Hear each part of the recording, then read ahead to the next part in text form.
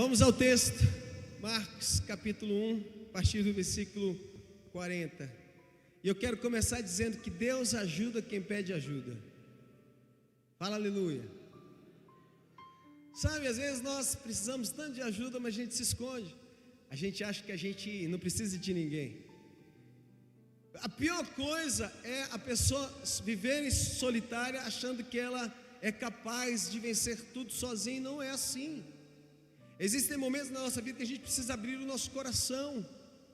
Existem momentos na nossa vida que a gente precisa de um aconselhamento pastoral. Eu preciso de um gabinete agora, eu preciso marcar um horário com a minha pastora, com o meu pastor, para mostrar por que a minha vida não rompe, por que as coisas não acontecem, por quê?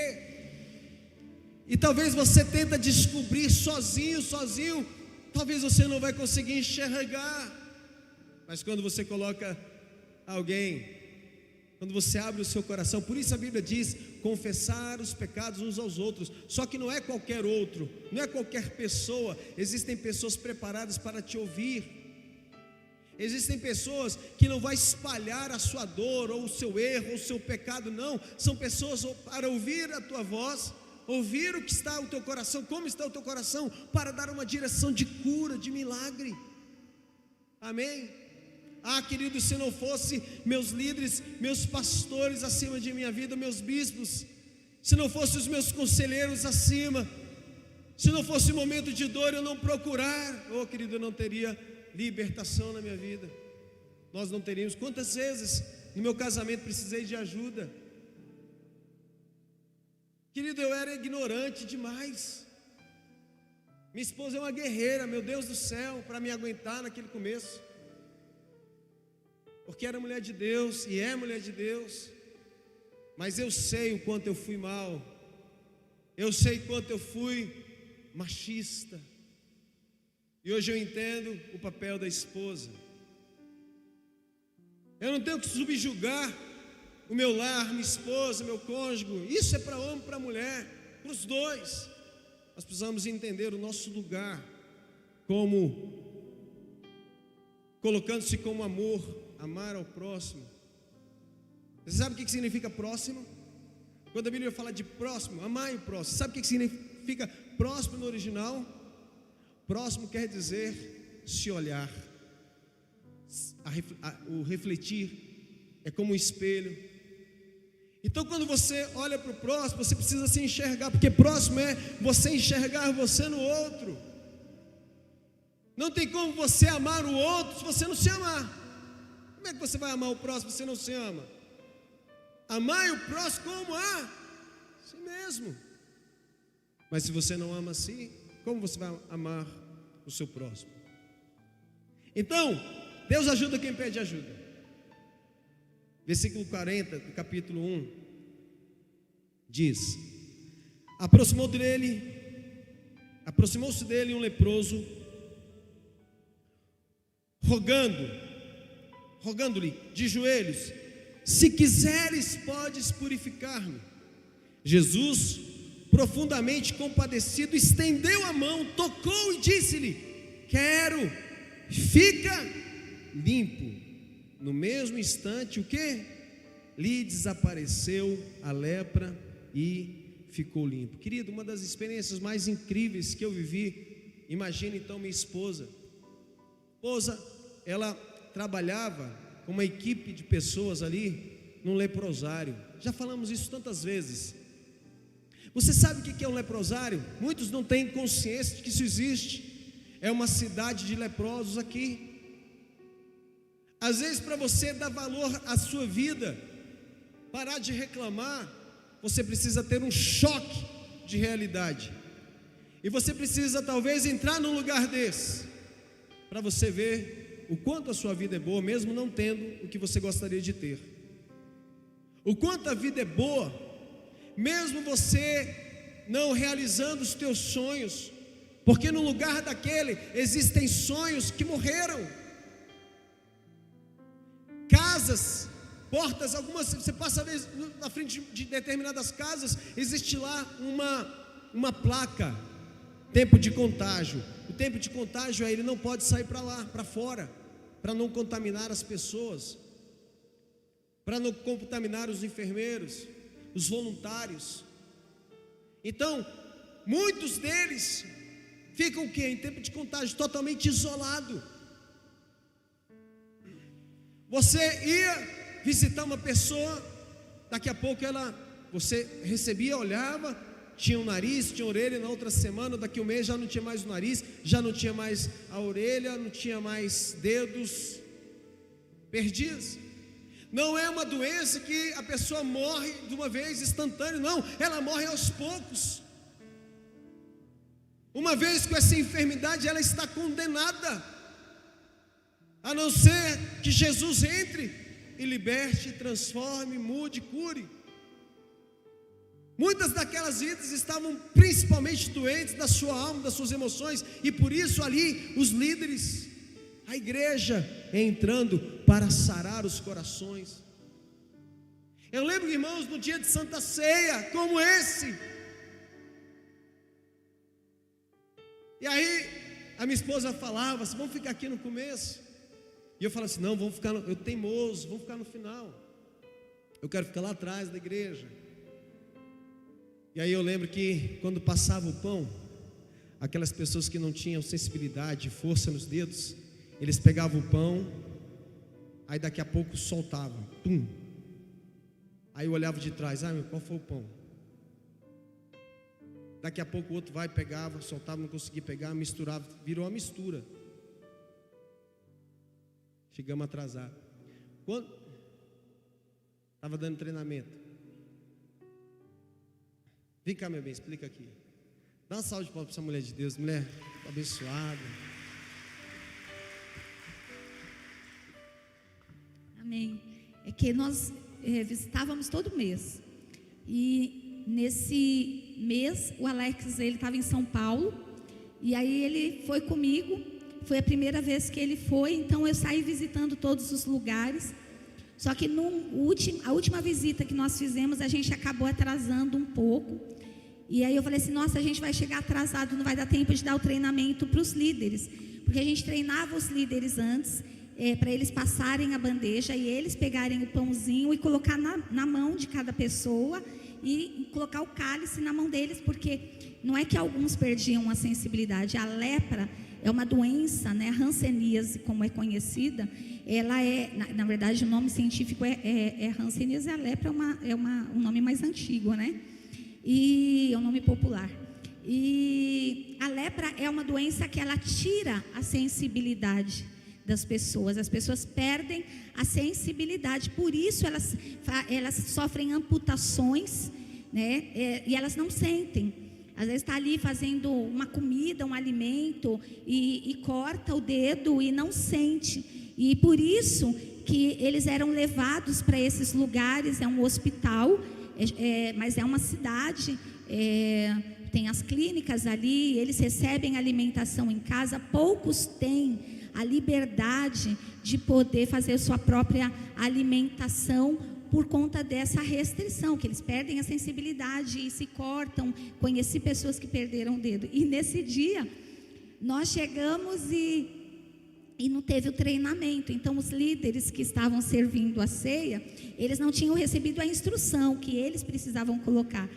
E aí eu falei para ele: vamos lá para frente. Ele falou: não, já começou. Ele era todo envergonhado. E eu falei assim: mas a gente tem que falar lá. Ele: não, vou ficar aqui atrás, você vai ficar comigo. Eu falei: tudo bem. Eu falei assim: só que é o seguinte, você não reclama, né? E aí a gente via que eles não conseguiam pegar, e à medida que ia pegando pão, ia esfarelando.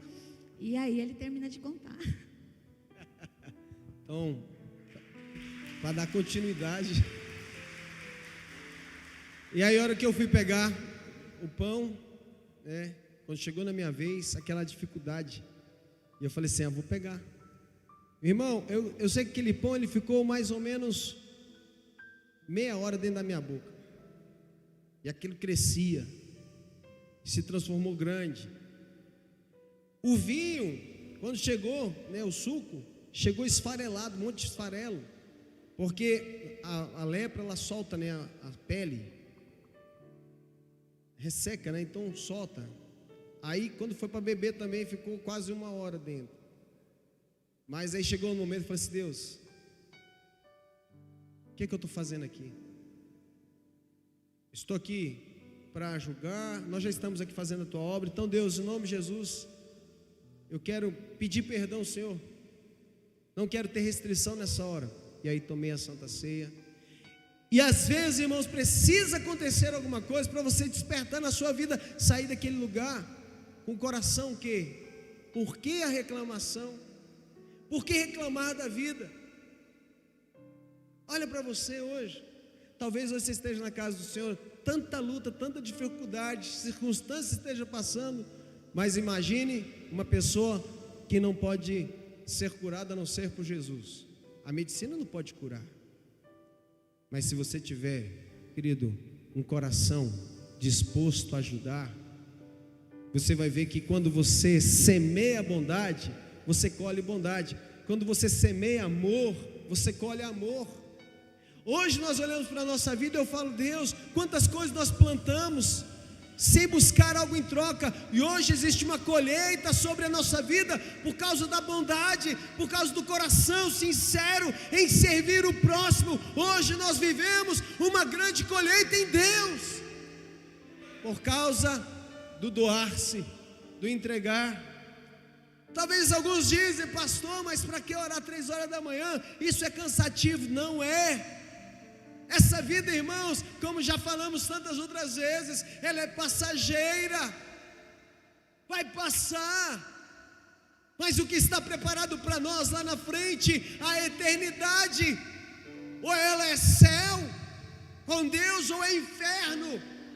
Pastor, não fala de inferno, eu falo, mas você precisa acordar para esse lugar, construir a eternidade ao lado do Pai, ao lado de Jesus, e não viver em condenação eterna. Deus nos chamou para vivermos a abundância do reino de Deus. Amém? Amém. Aplauda Jesus.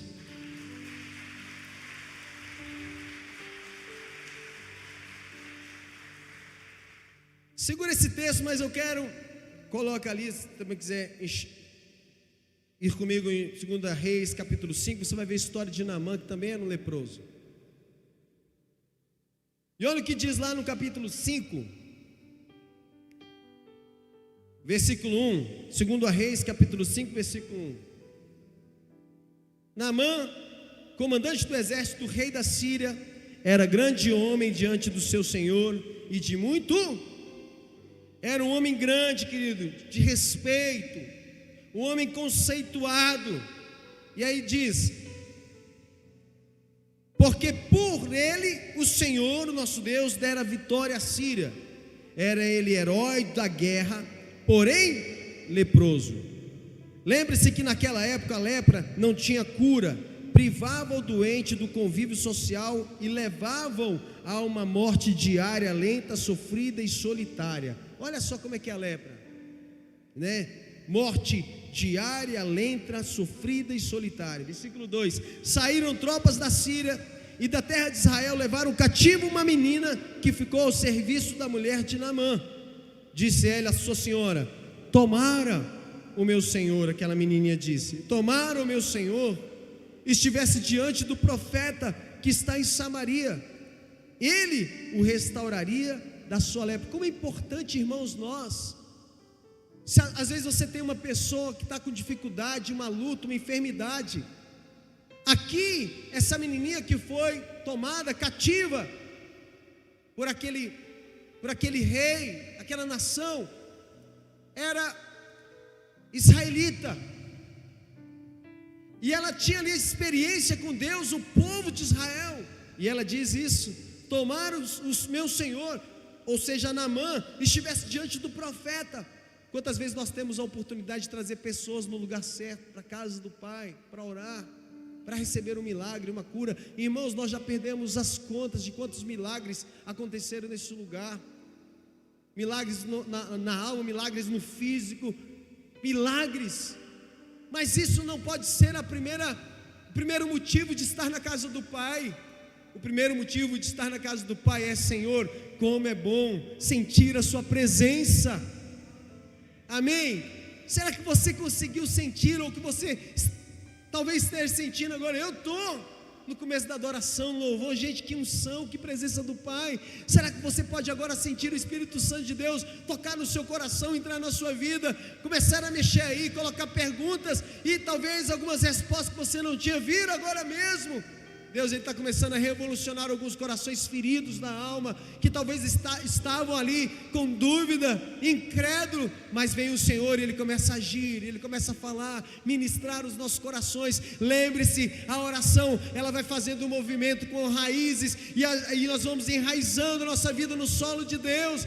Oh, como é bom! Oração é falar com Deus. Deus está neste lugar e agora Ele está respondendo a nossa vida, o nosso coração. Ele está respondendo o nosso clamor através da sua palavra. E é interessante, querido, porque no versículo 9 diz: veio pois Naamã, depois de tantas dificuldades, que às vezes vem o ego.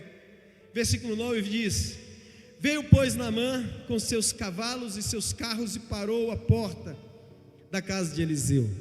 Então Eliseu lhe mandou um mensageiro dizendo: vai, lava-te 7 vezes no Jordão e a tua carne será restaurada e ficarás limpo. Naamã, porém, muito se indignou e se foi dizendo: pensava eu que ele sairia ter comigo por se ia de pé, invocaria o nome do Senhor seu Deus, moveria a mão sobre o lugar da lepra e restauraria o leproso. Quantas vezes a dificuldade de seguir direções, o status já está tão enraizado no coração, o orgulho, a vaidade, que já não consegue mais enxergar o caminho da humildade para ser exaltado. E ele diz assim: não são porventura Abana e Farfar, rios de Damasco, melhores do que todas as águas de Israel? Não poderia eu lavar-me neles e ficar limpo? Voltou-se e foi com indignação. E se foi com indignação. Nós temos um testemunho.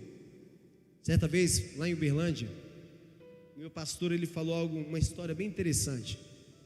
E ele falou assim: chegou um médico, estava tendo um mutirão na igreja. Ele chegou assim: pastor, ele havia aceitado Jesus, o coração entregue, aquela alegria toda.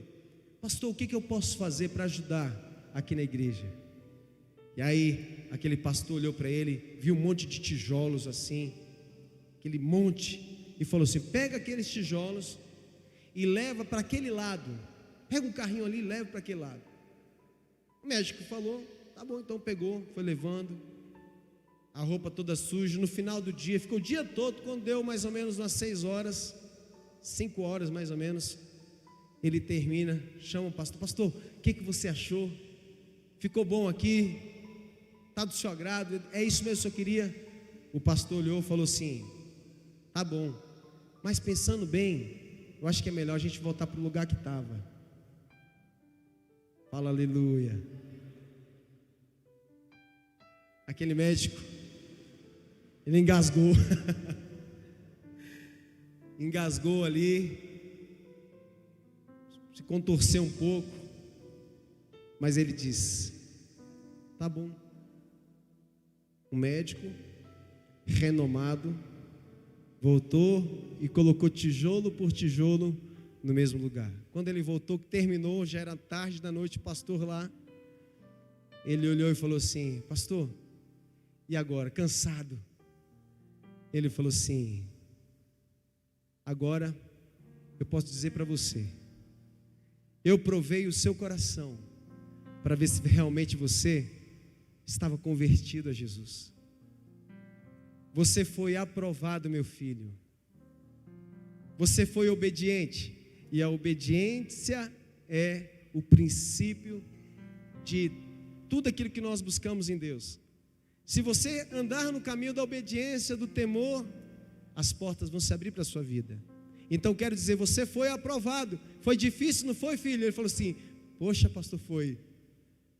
Mas você foi aprovado. Você foi provado, mas foi aprovado. Às vezes É difícil alguém escutar uma direção de um pastor. Não, esse não é o caminho. Não, esse caminho está errado, irmão. E quando você entende a direção e escuta a voz do profeta, querido, bênçãos vêm sobre as nossas vidas, amém? Versículo 13 é isso que diz: então se chegaram a ele os seus oficiais e disseram, olhou para Naamã estava orgulhoso, estava difícil, coração meio endurecido.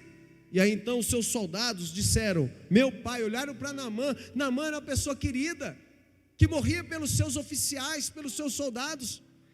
Olha a expressão, não falou meu senhor. Aqueles oficiais chamaram Naamã de meu pai. Meu pai, se tivesse dito o profeta alguma coisa difícil, acaso não farias? Às vezes a direção é tão fácil, mas o orgulho é tão grande. E ele fala assim, quanto mais, já que apenas te disse, lava-te e ficarás limpo. Então desceu e mergulhou no Jordão 7 vezes, consoante a palavra do homem de Deus. E a sua carne o quê?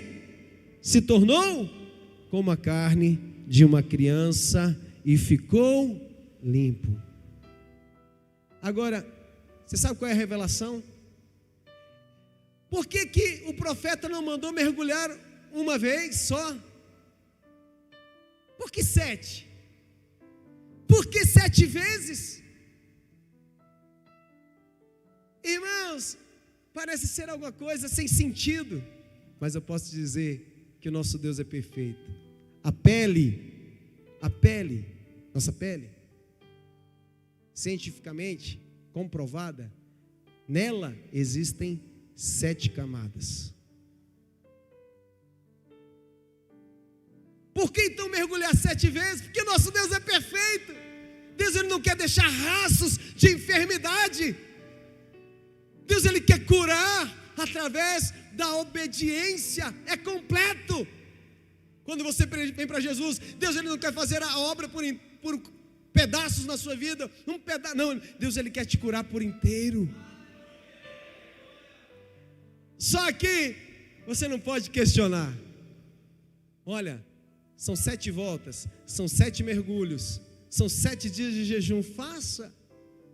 E no final, você vai ver a resposta dos céus.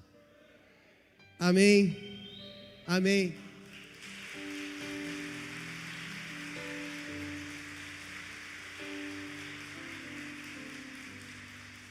Tem mais algumas coisas que eu gostaria de falar, mas vai ficar por uma outra vez. Mas eu quero concluir em Tiago, capítulo 4, versículo 3, que diz: pedis e não recebeis, porque pedis mal, para esbanjardes em vossos prazeres. A Bíblia nos fala que Deus, Ele se agrada em pedir a Ele.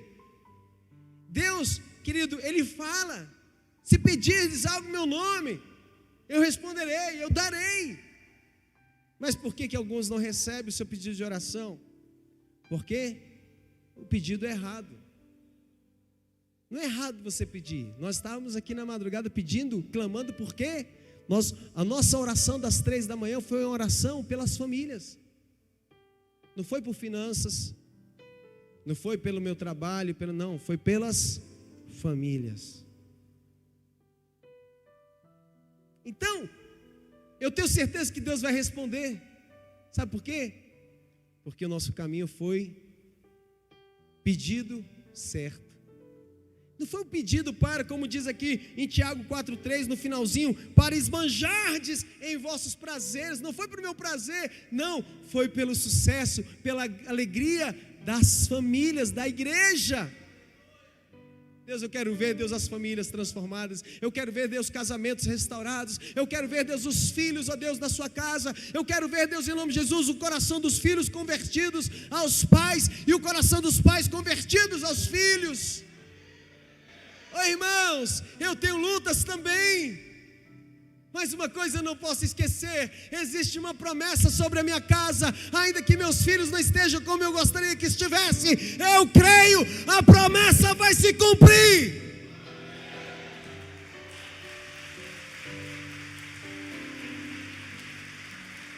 Oh, aleluia! O que você não pode é desistir. Amém? Deus te ama. O Senhor te ama. E Ele é um Pai, querido, que não tem como mensurar o seu valor. O amor de Deus é tão grande. Tão grande. As misericórdias do Senhor são infinitas. A bondade do Senhor é eterna. A Bíblia nos fala, lemos semana passada, qual é o pai que se o filho pedir pão lhe dará uma pedra? Ou que se pedir um ovo lhe dará uma cobra? Ou que se pedir um peixe lhe dará um escorpião? Se nós que somos maus sabemos dar coisas boas aos nossos filhos, quanto mais o nosso Deus dará.